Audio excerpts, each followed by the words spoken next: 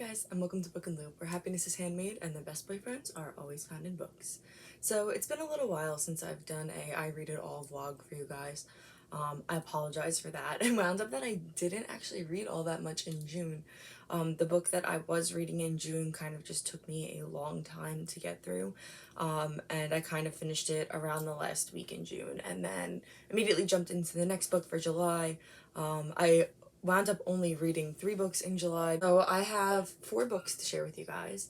I am super excited to share these books with you. I think it's going to be really great, really fun, and we're going to jump into it. So let's go.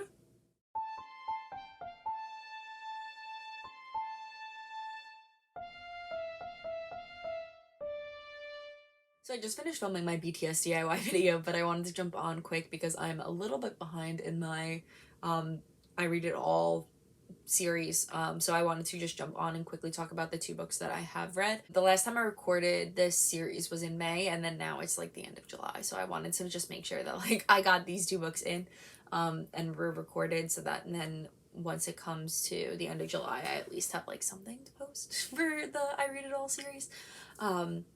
So the 2 books that I read were both Randa Abdel Fattah books. The first one was Does My Head Look Big in This? I didn't overly love Does My Head Look Big in This? I found that the characters were kind of flat and the storyline was kind of like also flat. So the story follows Amal, and she's a teenager in Australia, and she's decided that she wants to start wearing the hijab when she goes to school, and so previously she didn't. She started at a new school and she's been there for a little while now, and she's trying to like figure out exactly who she is. So she makes the decision one day over winter break, spring break, summer break. The seasons confused me in this because it's opposite in Australia, and I wasn't like didn't think about that at first when I started reading it, and then she was like, oh, over winter break, and then like later on, like, and then like it like came up later on that I was like nearing Christmas or something like that, and I was like super confused, and I was like, I literally like had to like go back and be like, oh yeah, wait a minute, they're in Australia, so the seasons are flipped. So over one of her breaks from school, Amal decides that she wants to start wearing the hijab, and it kind of just follows the story of her like internal battle with herself of, and as well as like sometimes the outside of like trying to negotiate like her religion and her faith with like who she is as a teenager, and like her like image. This book focused like really heavily on like outer image, which I kind of had like a love-hate relationship with. For the most part, like I can understand it to a certain degree. The part that I really didn't love was actually one of Amal's best friends, who had an issue with like her body image and felt like she was heavy, and that was why no boys liked her, and like always was like trying these different like diets and fad things to try and like lose weight. And while I felt like this was like and realistic to a point, I felt like it just set like a really bad tone. I felt like it was just like something that wound up being a little problematic for me, in that like instead of her friends being like supportive or anything like that, like they would always like just joke about it. Like the friend started smoking cigarettes to try and like curb her appetite, and she was like barely eating and like was like having like all these like super intense awful problems, and the friends were kind of just like making light of it for the most part, and I feel like that like was kind of like not really something great to have. And again, I understand like that it's like somewhat realistic to a point, but also like I felt like it was like a little bit, could be a little bit damaging for like a young teen who might pick up this book. The other part that I had slight issue with was the characters spoke in a way that was like a little immature.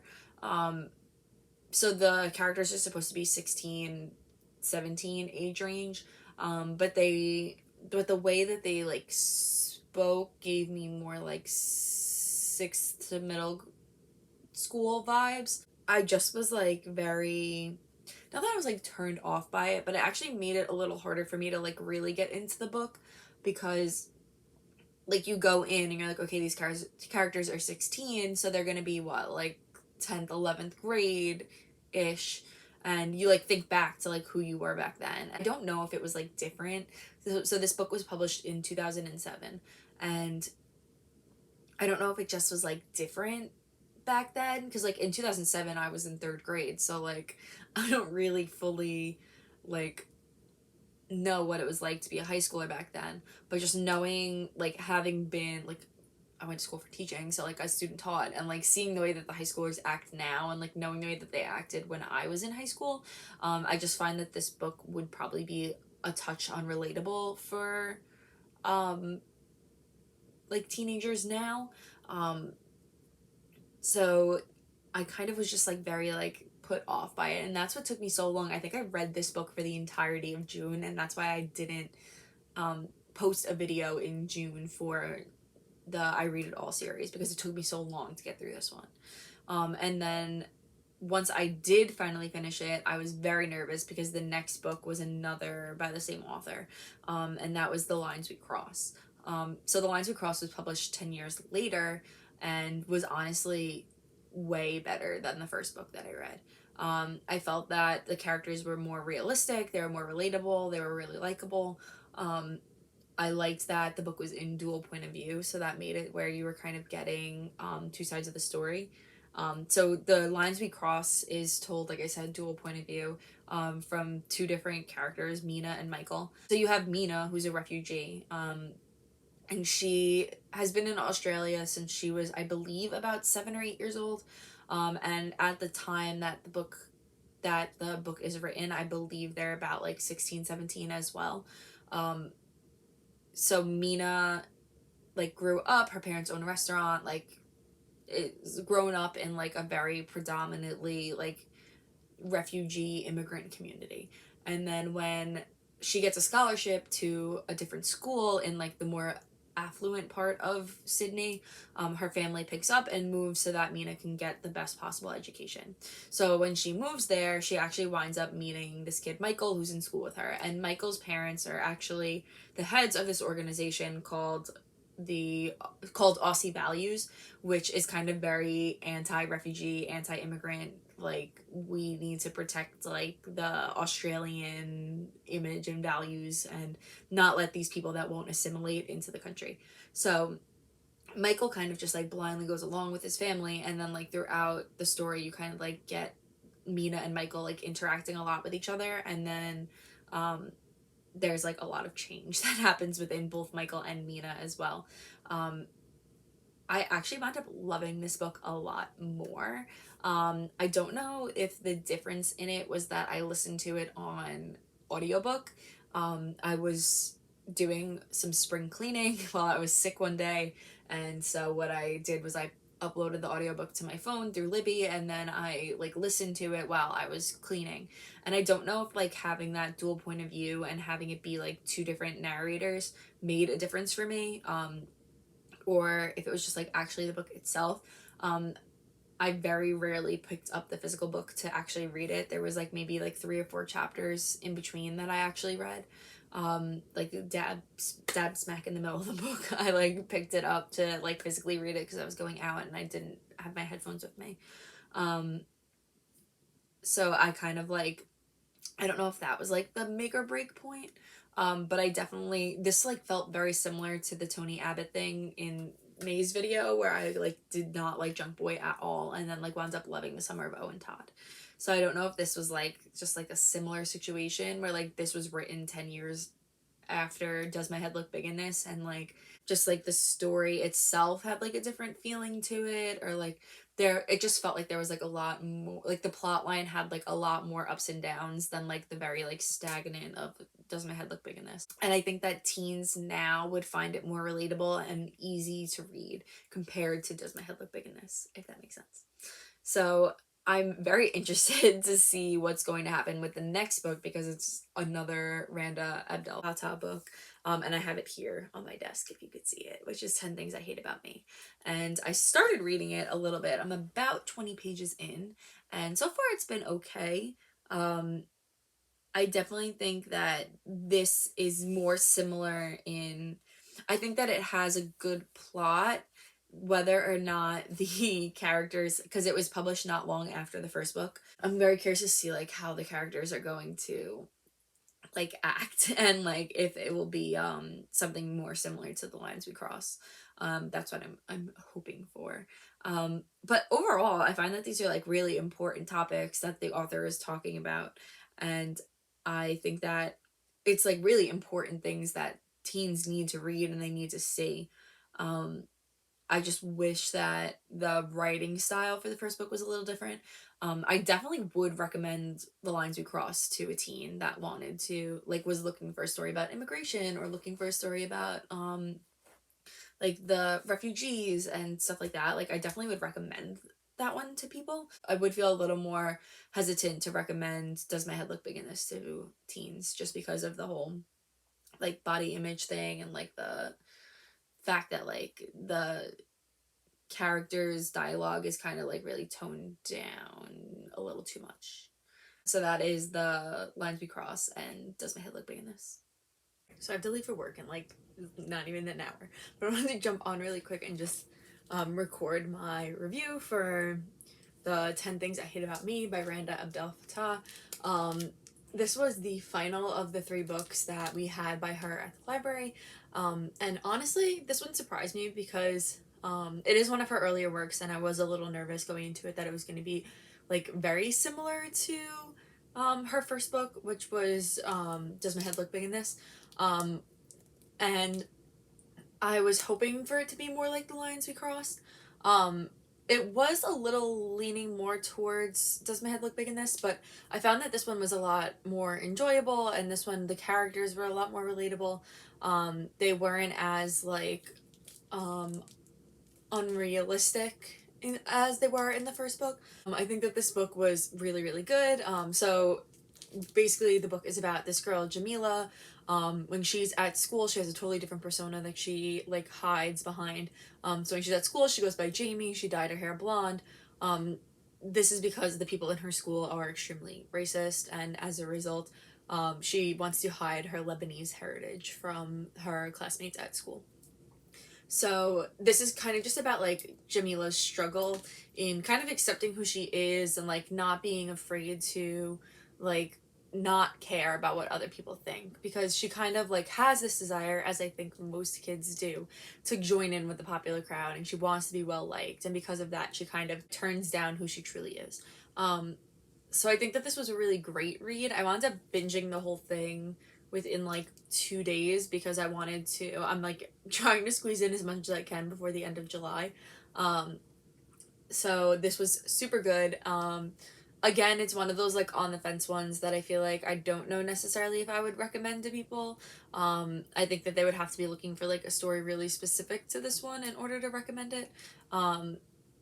Especially I would definitely recommend it to like younger teens more so than older teens, for the same reasons I would do the same thing with Does My Head Look Big in This? So yes, that's 10 Things I Hate About Me by Randa Abdel Fattah. The next book that I have wound up being my favorite that I read out of all of the books for June and July, and maybe even the ones I read in May as well, and that is Ace of Spades by Farida Abike-Iyimida. And this book was absolutely incredible. I am not like a horror thriller kind of girl, but I did watch Get Out when I was on a study abroad trip in Greece. All of my friends that I was on the trip with wanted to watch it, and so I got roped into watching it, of course.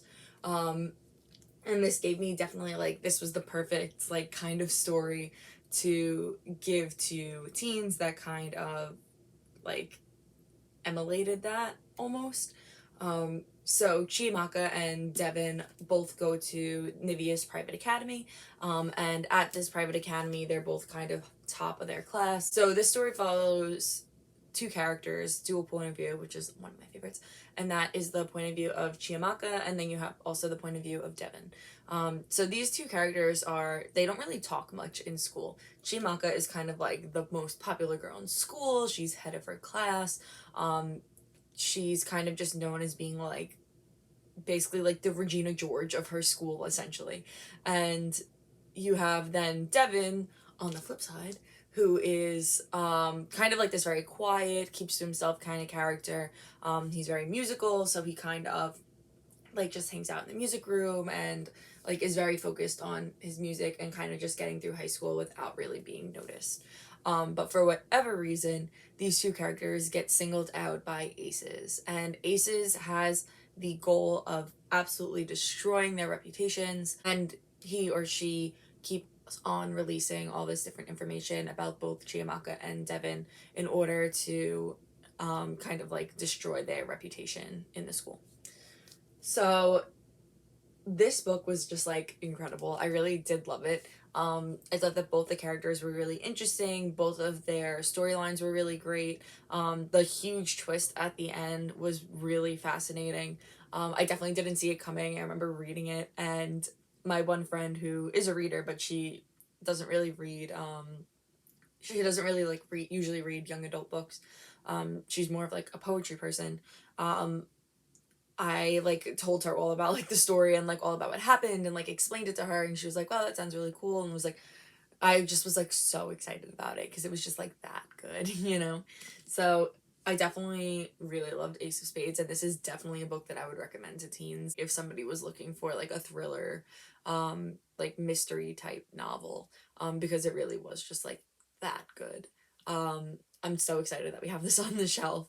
Um, and I'm so excited that I got to pick this up. I did hear a lot about Ace of Spades when it came out. It was kind of like all over like book Twitter and booktube and bookstagram and like all that stuff. Um, but it wasn't one that, because I knew it was a thriller, it wasn't one that I was really like overly interested in picking up, just because it is a thriller, and as I've mentioned many times before, I like fantasy books. But I'm so glad that like I'm doing this like reading every book thing, because I got to read this and I normally never would have, and I wound up really loving it. So I definitely recommend Ace of Spades if you're into like a creepy like thriller get out kind of vibe thing going on. So that is Ace of Spades by Farida Abike-Iyimida. So those are the four books that I read over like June and July. It's currently August, and I have started the next book, and that is Bullet Point by Peter Abrahams. I am enjoying it so far. I'm about 25% of the way through, and it really is, it's pretty good. I'm interested to see kind of like where it's gonna go. I will give you guys that full feedback on that at the end of August though. And yeah, so um a little like life update. I am going away in August on vacation, and so I am probably not going to be doing the I read it all during the time I'm on vacation, because me and my sister, my grandma, and maybe my aunts and my mom are all going to read the Beach Read by Emily Henry, as well as People We Meet on Vacation by Emily Henry, while we're away on vacation, doing like a little like family vacation book club kind of thing. I'm super excited about that because I've heard obviously really good things about those books, so I'm super excited. So yeah, I might not have as many books in August, not that I've had that many in May or June or July, but I'm gonna try. And I also need to give you guys a review. I bought Lore Olympus Volume 2, and I have it, and it's been sitting on my shelf. It's been staring at me, waiting for me to read it and do the review of it, but I just like haven't had time. Not that I haven't had time. Well, yeah, I haven't had time. But I just like haven't had time. So I'm gonna try and do that as well sometime, maybe like towards the end of this week, probably. So I have a couple videos I wanna put out in August. So that's that. That's all from me. So those are the four books that I read in June and July. So that was Does My Head Look Big in This, The Lines We Cross, and 10 Things I Hate About Me, all by Randa Abdel Fattah. And the fourth one was Ace of Spades by Farida Abike-Iyimida. So those are my four books that I read in June and July. So that is going to be all from me. I hope you guys enjoyed this quick little video, just kind of telling you guys about the books I've read. And I will talk to you guys real soon. Bye.